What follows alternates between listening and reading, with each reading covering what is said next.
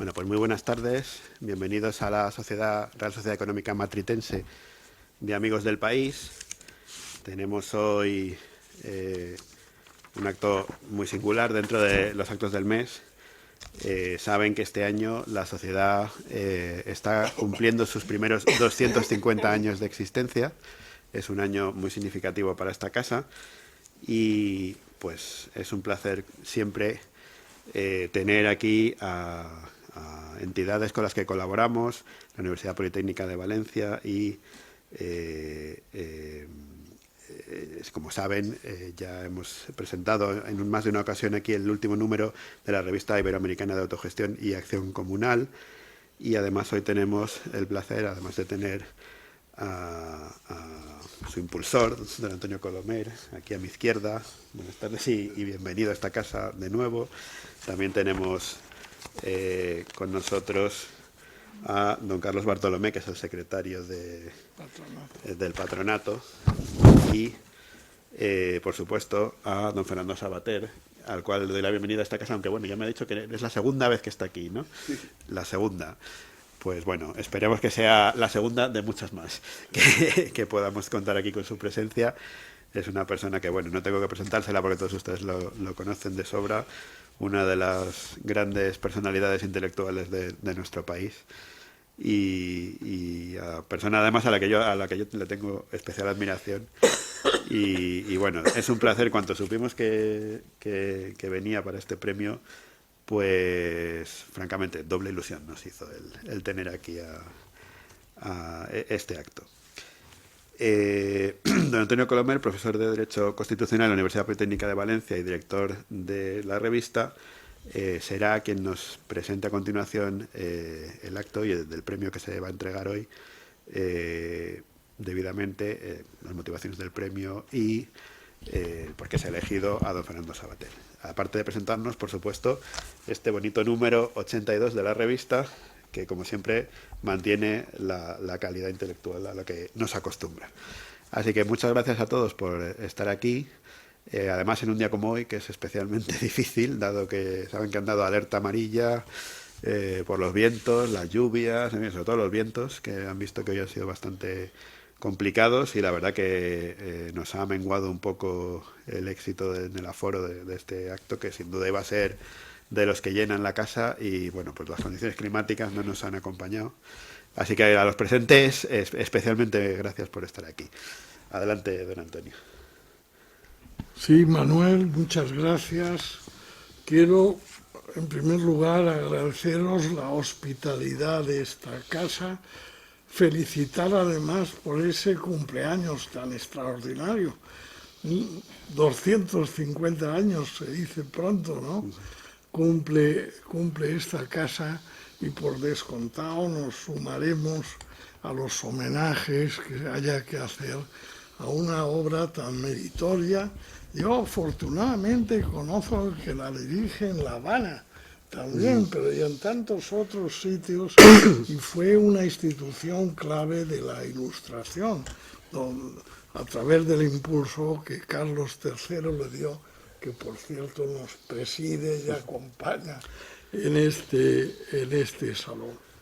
Como tú has dicho muy bien, ya somos conocidos aquí, porque tuviste la gentileza el año pasado, en el 2023, celebramos el 40 aniversario de esta revista. Yo la fundé en 1983 desde la Universidad Autónoma de Madrid, y donde estaba en la Facultad de Derecho, en el área de Constitucional, y el año pasado, 23, se cumplían 40 años. Este es el 41 de esta revista, y lo hemos dedicado a un tema que también es relevante a mi modo de ver. Hay que decir que la presentación que siempre hace el director de cada número, en el 40 aniversario lo titulamos 40 años después y la verdad, la justicia y la comunidad de los libres son irrenunciables. Y hemos sido siempre coherentes, creo yo, desde el año 83 con estas ideas y estos valores. Hoy hemos dedicado este número 82 de 2024, siempre lo celebramos con unos meses de retraso, a la teoría de la reciprocidad. Pero la reciprocidad está íntimamente ligado también a estos valores que he citado, a la solidaridad, a la autogestión, la cooperación, la participación, etcétera, etcétera. Ahora, en este caso es que estamos muy bien acompañados, porque brevemente, pues yo tengo que citar algunas de las personas que colaboran en este número y otras que lo inspiran.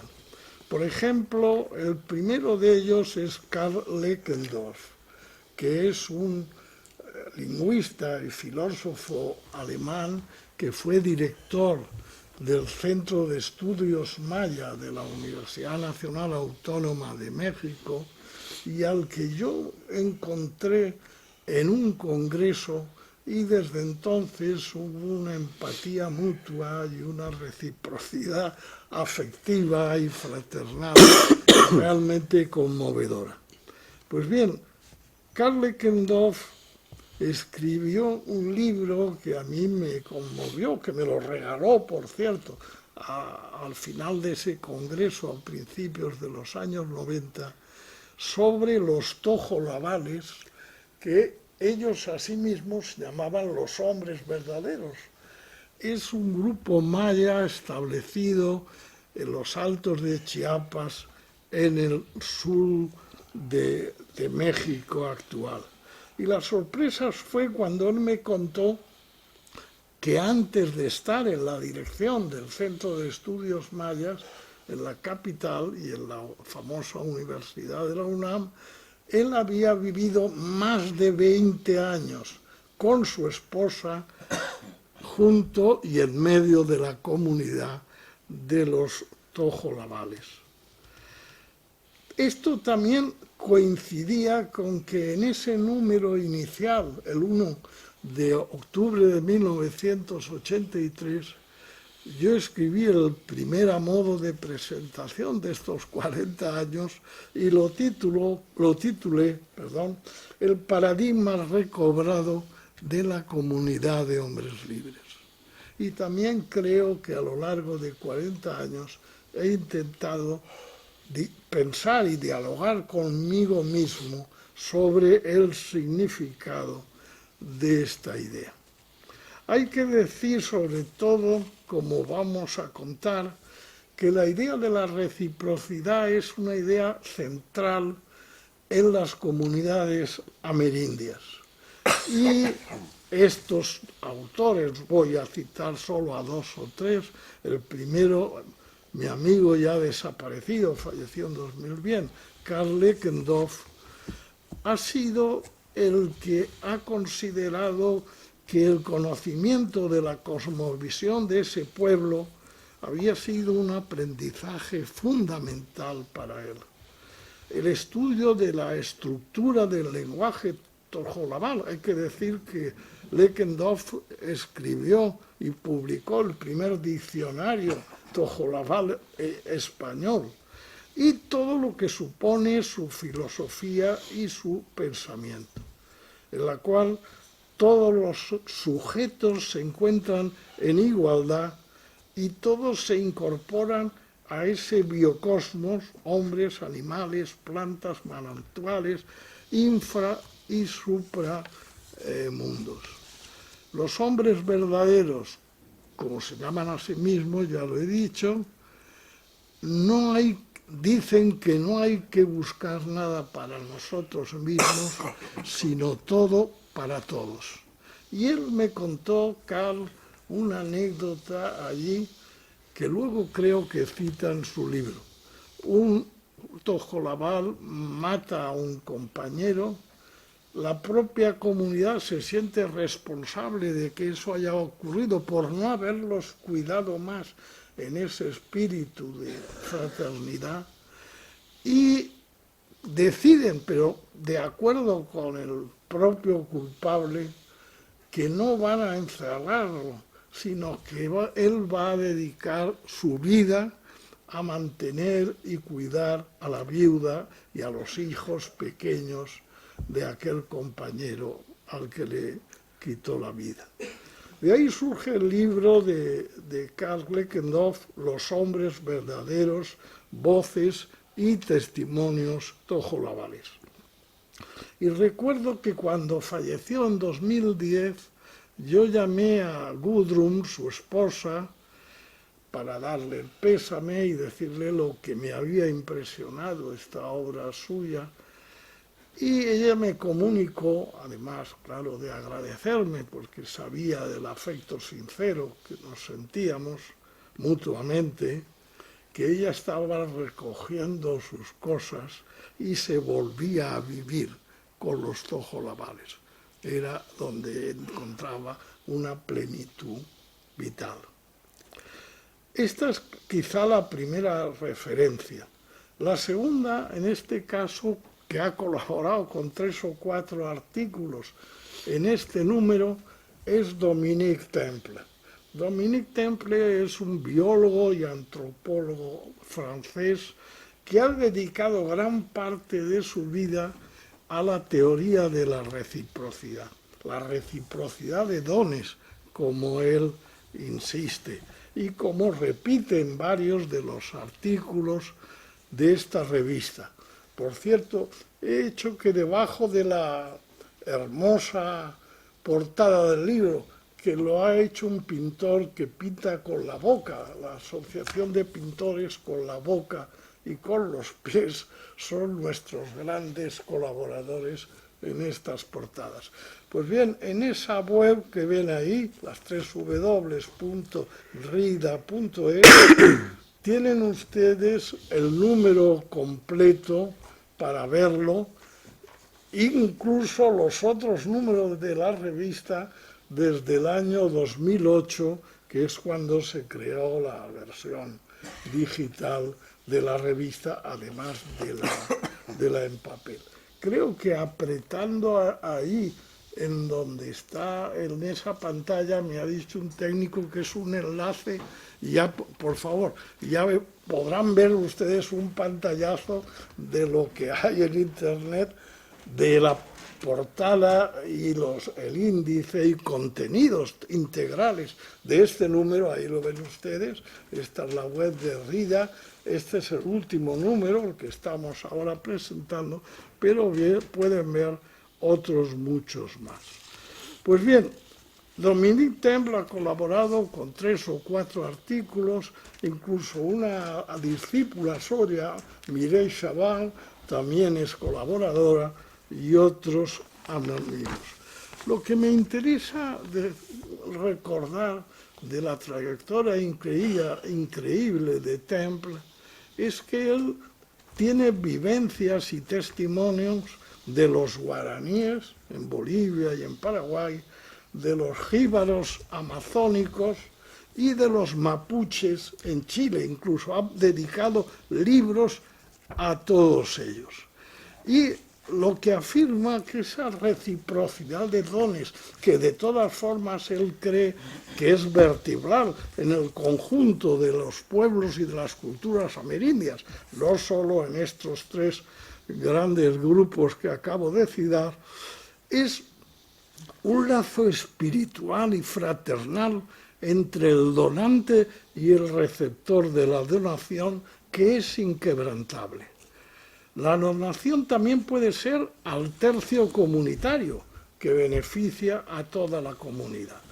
Y de ese conjunto de red de cooperaciones mutuas y recíprocas, en ellas el más generoso en esta práctica alcanza un prestigio que es reconocido por el conjunto de la comunidad. Y esa reciprocidad en estos pueblos, cuenta Temple en sus libros, es tanto en la economía como en la política, en la cultura, en la educación o en el arte. Y es un contraste con la concepción utilitarista basada en el beneficio de los canjes de mercado occidental. En esta notable teoría de la reciprocidad, que tiene 3 volúmenes, el título primero se titula La reciprocidad y el nacimiento de los valores humanos. Y aquí es muy interesante porque Temple destaca que la reciprocidad era también un valor básico en el mundo griego clásico.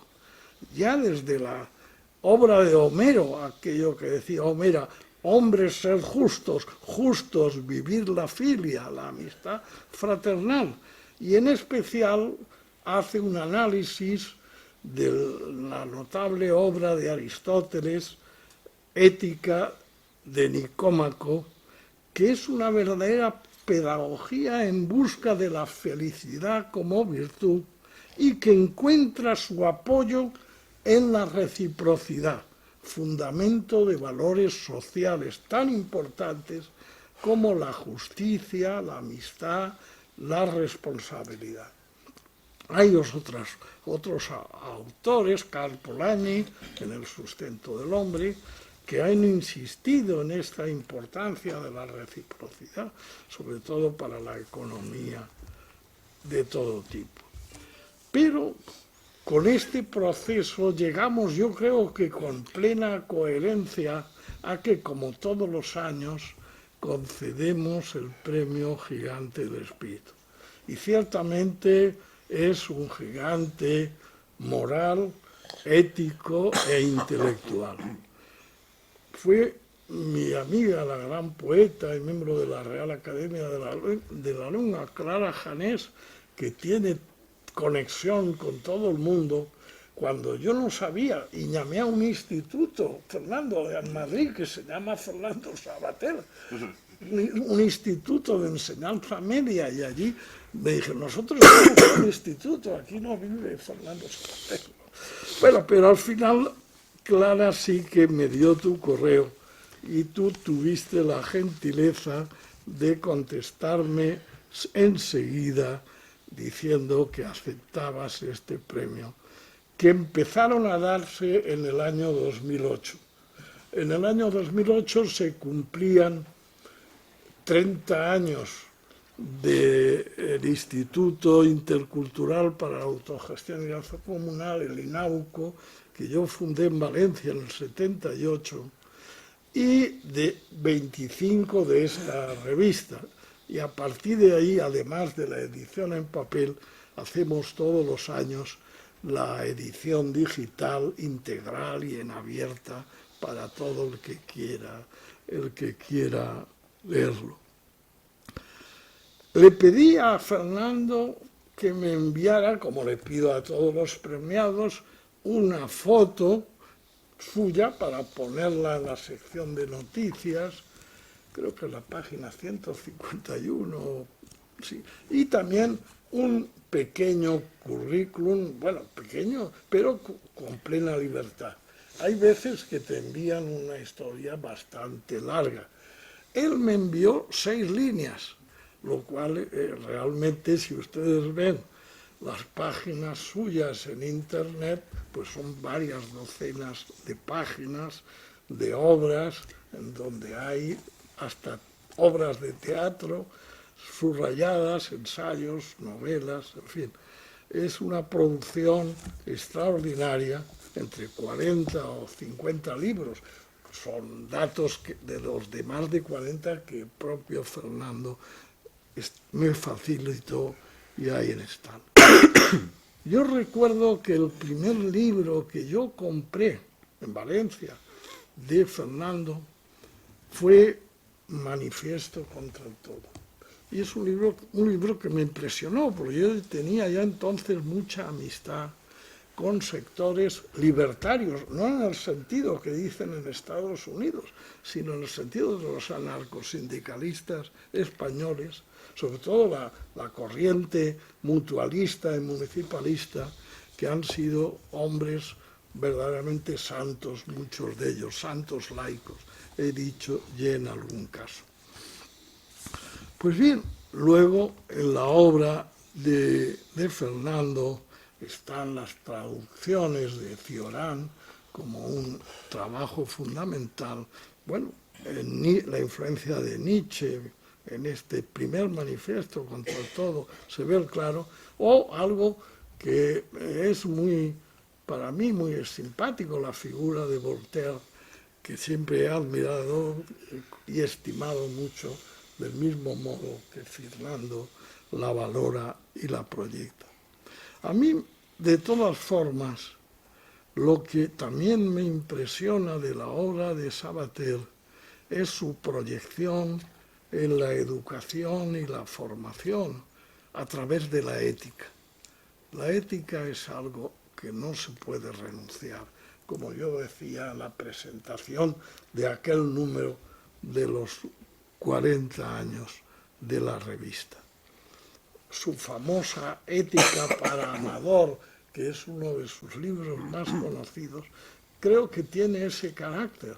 No solo hablar en abstracto de la ética, sino de la ética, cómo se practica, cómo se enseña, cómo se educa, cómo consigues a alguien entusiasmarlo por cumplir una vida ética. Y en suma, ello supone una práctica vivida del pensamiento, una denuncia sentida de otras tantas injusticias, y yo en el prólogo de este libro afirmo que considero a Fernando un verdadero héroe cívico, por no solo la brillantez de su pensamiento, sino la coherencia vivida entre lo que dice, reflexiona y vive.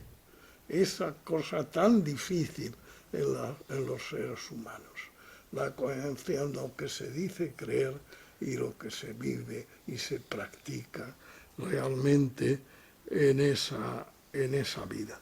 Y además, un héroe cívico, en el caso nuestro, con frente al terrorismo, aparte de la denuncia de la mentira, del infundio, del fraude, que es siempre meritorio y necesario, es que al hacerlo eso en la vida real, frente al terrorismo, en su caso, en su País Vasco, o allí donde lo hubiere, cuando lo que se pone en tela de juicio, incluso en el caso extremo, en este caso, es la propia vida, pues no puede ser un ejemplo de coherencia más integral y más rotunda. Por ello, estamos ante un gran pensador, un gran escritor, pero estamos además ante un héroe cívico coherente entre lo que escribe, lo que dice y lo que vive y ha vivido toda su vida. Por ello, creo que no cabe añadir más. Esas docenas de páginas que hay en Internet sobre sus obras, sobre sus premios, sobre tantas cosas que han despertado su interés y su atracción, realmente este Donostiarra es fiel a lo que siempre ha creído, a esa ética para Amador, para su hijo, pero para todos los que en algún momento, aunque tengamos incluso unos años más que él, declaramos una filiación a ese pensamiento, a ese testimonio, porque viendo tanta miseria en el mundo que nos rodea, ver ejemplos y testimonios de tal coherencia, te dices, a lo mejor vale la pena, a lo mejor seguimos un paso más allá, a lo mejor, aunque simplemente parezca algo utópico, pero es que estamos ya creciendo, dando un paso más, aunque no lleguemos al último, eso está siempre mucho más lejano. Y en consecuencia, querido Fernando, este premio en esta pequeña mariposa, perdón, en esta pequeña paloma, que he de decir, es para mí muy impresionante porque un gran amigo y un gran pintor, Julio Castro de la Gándara, la diseñó para la portada del número 1 de nuestra revista en octubre de 1983. Y luego en Valencia, otra gran artista, una hispano-chilena, Eli Gajardo, hizo la versión escultórica o mini escultórica de aquel grabado formidable de Julio Castro que hiciera. Y por ello, ahí al pie, como en todos los casos, hay esa placa dorada en donde se dice el Premio Gigante del Espíritu 2024 es Fernando Sabater. En la acta de los premiados anteriores, que sintéticamente leerá ahora el secretario de nuestra fundación, se hace un más testimonio de todo esto. Pero lo que quiero que quede claro es que no falta añadir nada más, porque tú eres un testimonio viviente del buen hacer. Gracias, Fernando.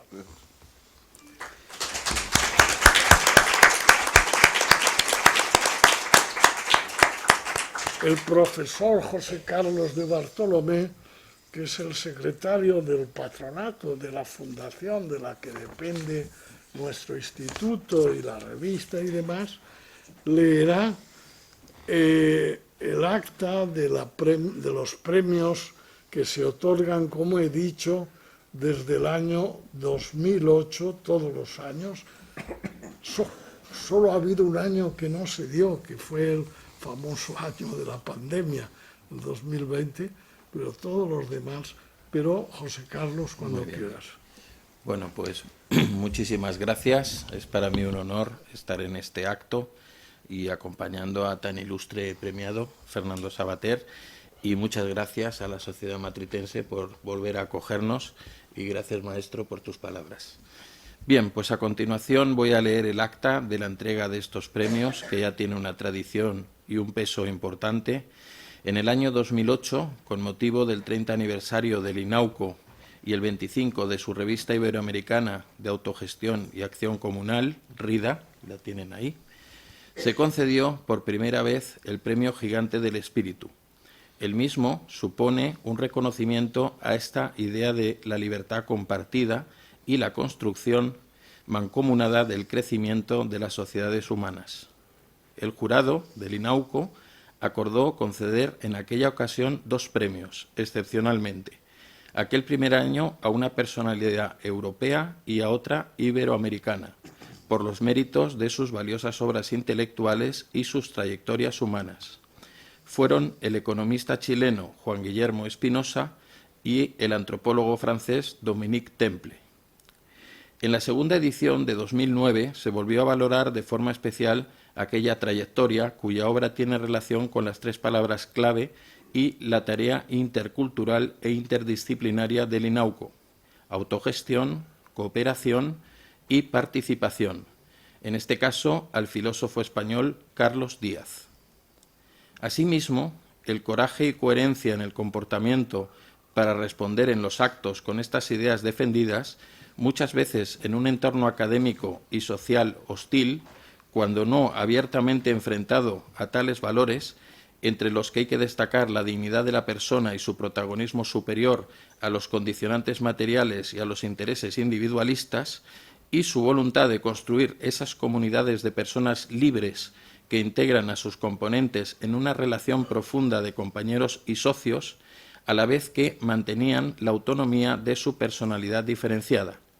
En los años siguientes se ha concedido el premio a destacadas personalidades, ejemplo de testimonio de los valores y principios citados, como es el dirigente cooperativista colombiano Francisco Verano, el escritor y economista José Luis Sampedro, la presidenta de la Fundación Vicente Ferrer, doña Ana Ferrer, por su gran obra social en la India, don Juan Vicente Bou, director de las Escuelas Solidarias, el mexicano Carlos Gazden, municipalista ilustre por su trabajo sobre gobiernos locales confiables, la investigadora en ciencias químicas, doctora Pilar Mateo, fundadora de la empresa social Mujer a Mujer, el profesor Lorenzo Ferrer, de la Universidad de Valencia, a título póstumo.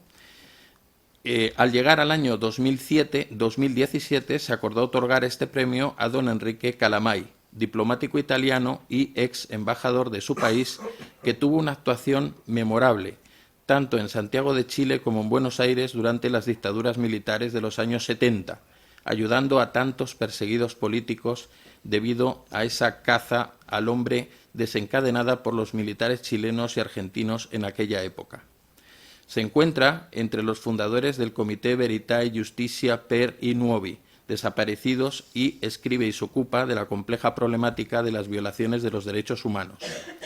El premio del año 2018 recayó en el que posiblemente sea el intelectual español vivo de mayor envergadura y prestigio, don José Luis Avellán, catedrático de Historia de la Filosofía emérito en la Universidad Complutense de Madrid y autor de la monumental Historia Crítica del Pensamiento Español de 7 volúmenes, obra de obligada consulta para todos los estudiosos. También hay que destacar su etapa como presidente del Ateneo de Madrid desde el 2001 al 2009. En el año 2019, este premio se le concedió a doña Isabel Fernández Roch, una de las fundadoras de la ONG Solidaridad Valenciana, que responde ampliamente a los valores y principios que inspiran este premio. El mismo se concede, en primer lugar, a la persona, pero también, y por extensión, a toda la ONG que ella representa y a la labor de todos sus socios. En el año 2020, por la grave situación de la pandemia, se suspendió la concesión y entrega de este premio. No obstante, en el año 2021 se acordó otorgar el premio a la doctora Mercedes Hurtado Sarrió, médica valenciana y actual presidenta del Ilustre Colegio Oficial de Médicos de Valencia. La doctora Hurtado se ha dedicado a cuidar de nuestros ojos. Quisiéramos destacar su participación en el Programa de Cooperación Internacional Sanitaria, en colaboración con la Asociación para la Prevención de la Ceguera de la República Dominicana, así como su papel en la campaña Segundo Acuerdo Nacional para defender el derecho a la luz de tus ojos, ocupando la posición de médico cirujano en 2012. Como ella misma manifestó al comunicarle la concesión de este premio, valoró positivamente que este reconocimiento no era solo para ella, sino para todos los médicos y el conjunto de sanitarios durante este terrible periodo de la feroz pandemia que vivimos. En 2021 se decidió publicar el número 78-79 de nuestra revista Rida, dedicado a la transición democrática, a la que definimos como una epopeya de nuestro tiempo. Por este motivo, decidimos reconocer el premio a título póstumo a uno de sus fundamentales protagonistas, el expresidente del Gobierno, don Adolfo Suárez González, 1935-2014, por haber establecido los cimientos de esa transición política española, recuperar la democracia en España y recobrar los derechos y libertades para todos los españoles. La paloma, que simboliza este premio, y la certificación correspondiente, se depositó en el Museo Adolfo Suárez y la Transición, situado en Cebreros, Ávila, ciudad natal del presidente Suárez. Por ello, recibió por videoconferencia en el año 2022 este premio doña Cristina Bueno, directora del citado museo. El premio de 2022 se concedió al pueblo ucraniano y a su presidente Volodymyr Zelensky por el coraje en la defensa de la libertad e independencia de su país frente a la agresión criminal que había sufrido. Desgraciadamente, por falta de respuesta de los responsables diplomáticos de Ucrania en España, no fue posible entregar este premio. Al cumplir el 40 aniversario de nuestra revista Rida y 45 del Instituto Inauco, en el año 2023 se acordó conceder el premio al profesor Alberto García Müller, de la Universidad de los Andes, en Mérida, Venezuela, autor de la gigantesca enciclopedia sobre cooperación y mutualidad, así como de economía solidaria, que desde hace una veintena de años se publica y revisa en Internet y ofrece desinteresadamente a cooperativistas, mutualistas y partícipes de la economía solidaria de todo el mundo. Desgraciadamente, el acto previsto en febrero de ese año para la entrega simbólica mediante videoconferencia con el profesor García Müller no se pudo celebrar, ya que posteriormente nos enteramos de su hospitalización y fallecimiento el 22 de febrero en Mérida, Venezuela. Por último, y hasta ahora llegamos al 2024, año en que se ha acordado conceder el premio al filósofo español Fernando Savater, que tiene sobrados méritos académicos e intelectuales para recibirlo, por una obra fecunda y amplia, pero que tiene un motivo especial, y es su comportamiento como verdadero héroe cívico, testimoniando con un valor y coraje ejemplar mediante la denuncia de todas las formas de terrorismo y de violencia indiscriminada, y especialmente la que se produjo en el País Vasco y el resto de España, coincidiendo con los años centrales de la transición democrática española, pero terribles también por esa lacra del terrorismo, especialmente entre 1975 y 2011, aunque hay atentados anteriores. Valencia, 27 de enero de 2025, en este caso en Madrid. Ahora nos queda entregarte la paloma, que no se me caiga. Ya está. Querido Fernando, para que lo tengas allí. Y el certificado de la concesión del premio y demás.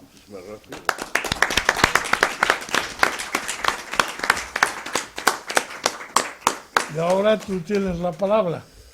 Bueno, pues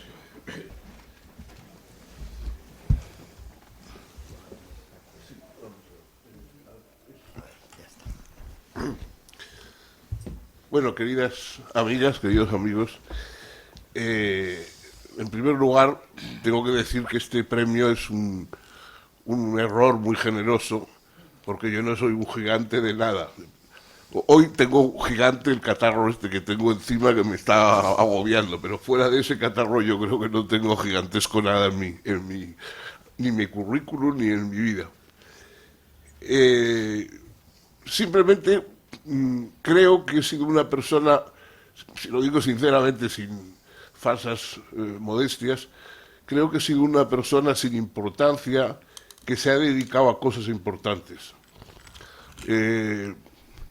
Yo veo que el mundo está lleno de personas que se dan mucha importancia, pero se dedican a trivialidades. Yo no creo tener importancia, pero en cambio creo que me he dedicado a las cosas que cuentan. La defensa de los valores cívicos, la defensa de la democracia, la defensa del disenso y de la crítica en sociedades excesivamente unánimes.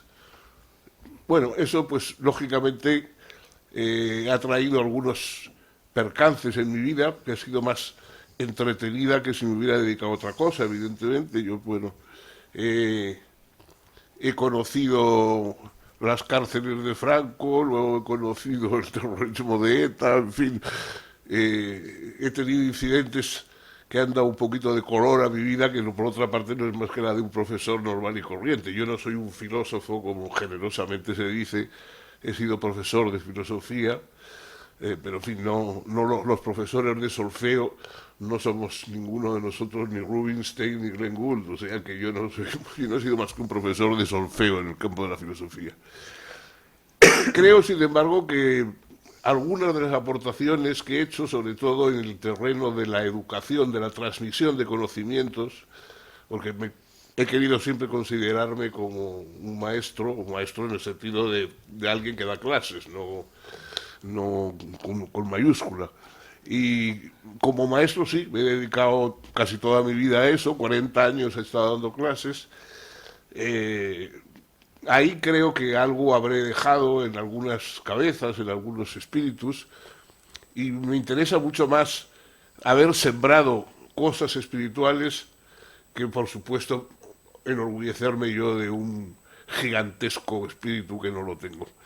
Yo agradezco mucho a esta revista, a los amigos de este grupo que han querido distinguirme en realidad por su generosidad, no por otra cosa más meritoria por mi parte, y a todos ustedes también que han desafiado hoy los contratiempos climatológicos para venir aquí. Muchas gracias por su compañía, gracias por el premio. Y bueno, le voy a decir eso de que se equivocó la paloma, pero la paloma creo que ha ido exageradamente buscándome y que no soy merecedor de tanto vuelo. Muchas gracias. Hay la bolsa para Sí, llevar está ahí. la paloma.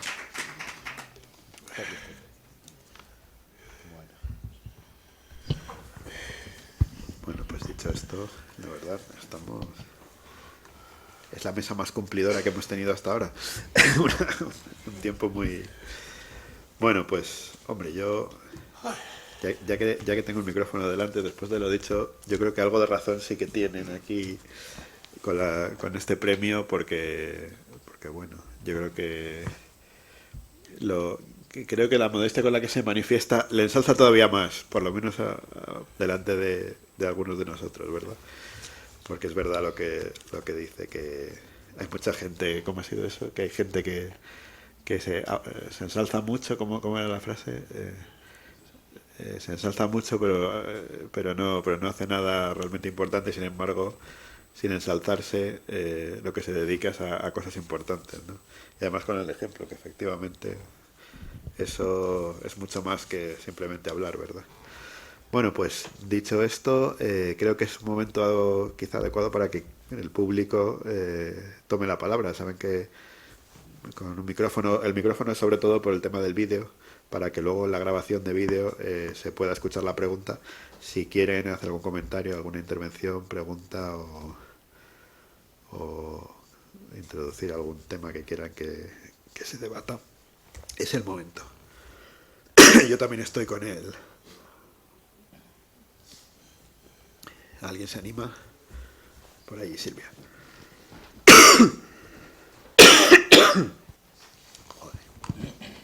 Buenas tardes, enhorabuena por el premio y también a los presentadores de la revista. Me han parecido muy interesante los artículos que han mencionado. Entonces, para el señor Sabater, después de tantos años de profesor, ¿cómo ve usted ahora la educación en su terreno, en el de la filosofía, y si hay algo que echa en falta, si no se hace demasiado hincapié en determinados aspectos de la filosofía en comparación con todo el periodo en el que estuvo usted desarrollando su actividad como profesor? Gracias. Bueno, mire, yo evidentemente quisiera que la filosofía tuviera una representación mejor en el plan de estudios, porque de alguna forma vamos hacia una enseñanza orientada a los medios, los instrumentos que tenemos para las cosas, pero también hace falta alguna reflexión sobre los fines, ¿no? Lo que queremos alcanzar con esos instrumentos. Antes, durante mucho tiempo, pues la religión daba esa especie de horizonte final hacia el que se dirigían los conocimientos. Hoy la religión ya ha quedado convertida en algo de tipo personal, pero la filosofía, en cambio, trata o se preocupa de esas preguntas que no son instrumentales, que son preguntas esenciales y que de alguna manera todos nos hacemos de un modo u otro solamente por ser humanos. Bueno, la filosofía está desapareciendo, es un hecho. En Europa en este momento ya la mayoría de los países no tienen filosofía en el bachillerato, solamente creo que Francia, Italia y España, en la medida en que todavía tenemos un poquito de filosofía, pues somos los únicos países que todavía dan clases de esa materia. Los demás ya la dejan pues para estudios universitarios, etcétera, pero los jóvenes, los neófitos, no tienen contacto con la filosofía, y es una pena porque yo creo que la edad filosófica por excelencia es la infancia y la adolescencia, son las edades filosóficas por excelencia, ¿no? Platón decía que filosofar es jugar en serio, y yo creo que, bueno, eso es evidentemente lo que deberíamos pensar de la filosofía. Los niños pequeños están abrumándonos pero constantemente con preguntas que no sabemos contestar, ¿no? ¿Por qué no se caen las estrellas? ¿Por qué? Bueno, los niños son filósofos todos, hasta que se les pase y se vuelven ingenieros, pero en principio todos son filósofos. Y los adolescentes también se hacen preguntas filosóficas. Entonces, claro, si quitamos la filosofía de la enseñanza, de esos momentos en que verdaderamente hay una tentación por la pregunta trascendente, pues yo creo que es una pérdida esencial. Pero bueno, claro, los que somos profesionales, o hemos sido profesionales de estas materias, pues parece que hablamos siempre pro domo, ¿no?, para defender nuestra parcela. Sinceramente creo que es una pena que la filosofía desaparezca frente a otros saberes más instrumentales. Adorno decía que porque no sirve para nada, aún es útil la filosofía, ¿no? Bueno, en un mundo en que todo se mide por su rendimiento, por su utilidad, quizá la filosofía, que efectivamente no sirve para nada, más que para preocuparnos, da un espesor a la humanidad que yo creo que es una pena que se pierda, ¿no? Ya que ha salido el tema, lejos de no servir para nada, yo creo que hoy en día es especialmente necesario, ¿no?, ante este marasmo de ideas en las que nadie sabe por dónde. Es decir, la defensa contra por ejemplo, la ideología woke que nos invade, ¿no? ¿Cómo defenderse de eso? Quizá la filosofía nos daría las herramientas para defendernos de todo este tipo de corrientes de ideas o de formas de manipular, o por ejemplo de las fake news. Resulta que necesitamos a alguien para que nos diga lo que es verdad y lo que no, en vez de pensarlo por nosotros mismos, quizá porque nos han robado las herramientas con las que pensar, que es lo que nos daría la filosofía, ¿no? No sé si... ¿Qué piensa de esto? Si vamos bien encaminados o no, así. Si nos falta con qué pensar, quizá eso sea lo que están buscando, ¿no?, que no podamos defendernos de todo esto. Bueno, yo insisto, creo que todos nos hacemos preguntas filosóficas, aunque no sepamos que son filosóficas. O sea, la pregunta, no, digamos, la gente no sabe quién es Heráclito o quién es Parménides, pero se hace preguntas cuando va a un entierro y dice eso de no somos nadie y cosas por el estilo. Bueno, esas son las cosas que dice la filosofía. La filosofía habla de lo irremediable, no de lo que se puede remediar. De lo que se puede remediar hablan las técnicas, los mecanismos de curación, pero la filosofía habla de lo irremediable y de por qué es irremediable para el ser humano. Entonces, claro, eso desconcierta. La gente lo que quiere es una solución. Bueno, ¿y qué solución tiene esto? Pues ninguna. Es decir, los seres humanos no tienen solución, tienen vida.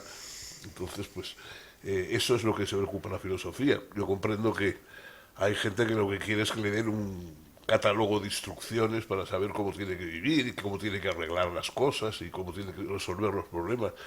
Pero eso la filosofía no lo puede hacer. Eso en todo caso algunos políticos y tal se ofrecen a resolver las cosas, los filósofos no.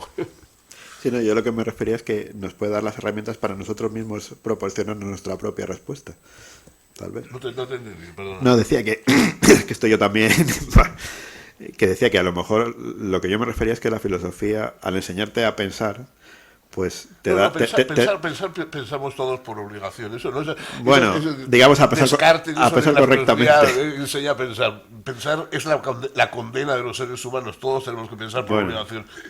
Bueno, digamos con algún método o alguna coherencia, pues eso quizá nos ayude a darnos nuestra propia respuesta, ¿no? Yo creo que la filosofía está hecha de preguntas, ¿no? Normalmente todo lo que llamamos pensar es plantearnos preguntas, pero la mayoría de las preguntas son para resolver cuestiones prácticas, ¿no? ¿Qué hora es? Bueno, pues eso nos interesa saber la hora que es, porque queremos coger un tren, o porque queremos ver un programa de televisión, o porque queremos acudir a una cita.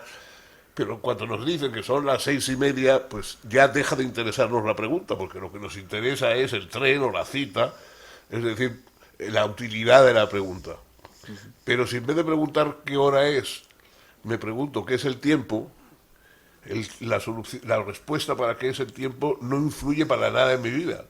O sea, voy a seguir viviendo igual y comiendo y durmiendo y haciendo todo igual, sea el tiempo lo que sea. Lo único que pasa es que me pregunto por qué es el tiempo, como quien se pregunta qué soy yo.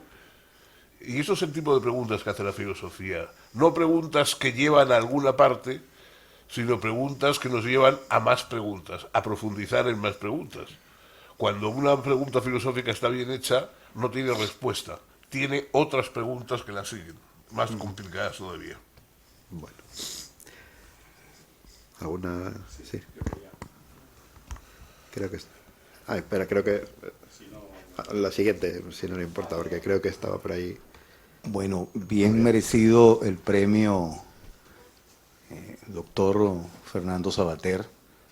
Y yo, quizás discrepando un poquito con usted, yo creo que la filosofía no está muerta. Lo que pasa es que hay un cuestionamiento de toda la civilización No occidental. oigo nada, Que creo yo que no es que la filosofía esté muriendo, sino lamentablemente hay un cuestionamiento sobre todos los valores occidentales, ¿no? Me gustaría que usted diera una opinión sobre eso.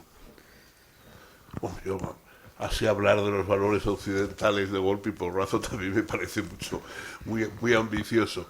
Yo creo que la filosofía es un asunto fundamentalmente personal. O sea, tampoco temo que hay que ser misionero de la filosofía. Bueno, si la gente no le interesa, pues que no le interese. A mí me da igual, yo me voy a seguir interesando por lo que me interesa. Nunca he pedido a la gente permiso para interesarme por las cosas que me interesan y no voy a dejar de interesarme por ellas porque no interesen a nadie más que a mí. O sea que es verdad que mirando un poco nuestra civilización, vemos que el avance tecnológico no corresponde con otros avances en el terreno ético, en el terreno humanista, de lo que hemos avanzado en el terreno tecnológico. Eso creo que se puede decir, pero ya mucho más allá no me atrevería yo a llegar, sobre todo en una charla entre amigos como esta. Buenas tardes. En primer lugar, felicitarles a los responsables de la revista y desearles que cumplan muchos más años y darle la enhorabuena a don Fernando Savater. Yo quería introducir la pregunta que le voy a hacer recordando una vez que estuve en unas jornadas justo 3 días antes del atentado terrorista del 11M, un grupo de gente que nos dedicábamos a intervenir en emergencias desde el punto de vista médico-psicológico, y usted fue el invitado a explicarnos qué efectos sociológicos, psicológicos y demás tenía el terrorismo. Y me acuerdo de una idea solo, soy incapaz de 2 ideas, me acuerdo solo de una, que es que nos dijo usted que el terrorismo al final acababa domesticando, en el sentido de domesticar animales, domesticando a las personas. Y que al final, con tal de que nos dejaran en paz, no nos siguieran matando, etcétera, éramos capaces de darles lo que nos pidieran y tal, y lo que tuviéramos. Y la pregunta, después de esta introducción, es decirle que si cree que en estos momentos estamos en una situación de que estamos pagando esa domesticación precisamente en el ámbito español y también, ¿por qué no, europeo, incluso mundial? Gracias. Bueno, eso que recuerda usted, efectivamente, yo siempre he insistido en que el terrorismo es una forma de domar o domesticar a la gente, ¿no? O sea, el terrorista es como un domador que lo que quiere es, a base de la violencia, hacer que la gente vaya por donde él quiere, salte el aro por donde él quiere que lo salte, ¿no? Y eso ha dejado una huella en nuestra sociedad muy clara. O sea, hace 3 días conmemoramos el asesinato de Gregorio Ordóñez y hoy probablemente, yo no sé, pero me parece que los jóvenes de 14, 15, 16 años nadie sabe quién es Gregorio Ordóñez. Que no es simplemente un asesinato más, sino es un político que tenía digamos, un campo de futuro amplio en la política vasca y que fue asesinado por eso. No lo mataron porque cayera antipático a un señor, sino porque verdaderamente era un peligro para los que tenían planes para el gobierno, vamos, para el País Vasco, y querían imponerlos. Entonces, claro, matar a Gregorio Ordóñez era parte de esos planes. Pero todo esto no. Ahora, por ejemplo, los pocos que se han acordado de la muerte de Goyo estos días, pues bueno, ha sido para lamentarlo y decir, qué pena, el pobre hombre, tenía 36 años, se ha dejado un hijo y no sé qué, todo cosas que es verdad y que... Pero claro, la parte política, el núcleo político, que es verdaderamente el que debía interesarnos en eso, pues no se ha comentado. O sea, ETA mataba por algo y nosotros ahora vivimos en ese algo. Eso no se comenta lo suficiente, pero es así. Entonces, bueno, yo creo que hay motivos para preocuparse. ¿Alguien más quiere por ahí? Bueno, ante todo, darles las gracias por su compartir. Este fin de semana ha habido un encuentro de jóvenes de educación no violenta, ¿no? Y en la presentación había gente de Argelia, gente de Francia y bueno, se comentaba que las instituciones trabajan a nivel vertical para legislarnos a todos, ¿no? ¿Qué sentido tiene de cara a las próximas generaciones el crear algo que tenga que ver con la filosofía de la vida cotidiana para que todo su legado, como personas con experiencia, quede para los más jóvenes? Gracias. Bueno, siempre las instituciones tratan de uniformizar la diferencia de las personas, porque claro, si no sería imposible formar sociedades. Las sociedades se forman con rutinas más o menos unánimes, ¿no? Es decir, todos nos levantamos más o menos a la misma hora, desayunamos a la misma hora, comemos a la misma hora, todas esas cosas, pero esas otras cosas no son torturas que nos impone el poder, sino exigencias de una vida en común. O sea, si cada uno tuviéramos una vida, unos horarios, etcétera, totalmente diferentes a los demás, la sociedad sería ingestionable. Lo que pasa es que esa uniformidad para gestionar la sociedad en ocasiones mata la espontaneidad o la creatividad de las personas. Es decir, hay personas que no se atreven a ser peculiares ellos mismos porque de alguna forma parece que los demás les imponen una forma de ser. Y eso yo creo que sí es un tema para la reflexión filosófica. Insisto, no para la solución, porque no creo que la filosofía tenga soluciones, pero tiene al menos el vivir, digamos, reflexivamente, dándonos cuenta. O sea, la mayoría de las personas, me parece a mí, viven automáticamente, ¿no? Hacen más o menos lo que ven hacer y bueno, y ahí van tirando, se acabó, ¿no? El filósofo intenta vivir reflexionando sobre lo que está haciendo mientras vive. O sea, no es que sea mejor ni peor, pero es más consciente de su vida. Entonces, eso sí creo que es importante. En vez de seguir las rutinas simplemente porque todo el mundo lo hace, pues plantearnos qué es lo que estamos haciendo, por qué lo hacemos, y si habría rutinas mejores que podríamos aceptar, ¿no? Muy bien. Una más aquí. Buenas tardes a todas y a todos. Enhorabuena tanto a la revista como al profesor Colomer, al profesor José Carlos de Bartolomé y al representante del lugar que nos acoge y por supuestísimo al profesor Sabater, al premiado, que yo creo que... Yo estoy un poco sordo y no... Sí, voy a hacer un esfuerzo. Esa condición de profesor yo creo que nos une con muchos en este acto y por eso mismo yo quería subrayar algunas cosas de su trayectoria. En primer lugar, su honestidad intelectual. Yo creo que la honestidad intelectual del profesor Sabater es un auténtico paradigma que pocos han seguido, ¿no? Y que tiene unos certificados en esos disgustos de los que él hablaba, ¿no? Es decir, porque lo fácil es dejarse llevar, y creo que el profesor Savater nos ha dado una buena prueba de ello y además lo ha aplicado.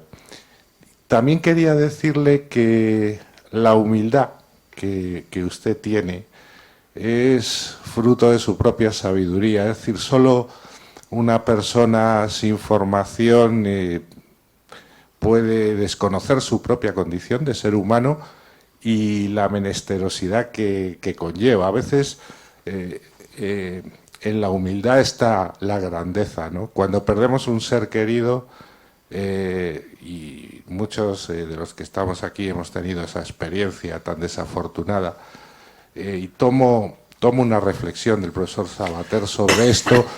Todos tus conocimientos en ese momento sirven de bien poco, y esa es una consecuencia quizá de la humildad a la que se refería el profesor Savater, el inteligente, el consciente, al que apelaba hace un momento, conocedor de lo que es la naturaleza humana, de los afectos que están muy por encima de los conceptos, sobre todo cuando cumplimos una cierta edad, nos llevan a esa humildad.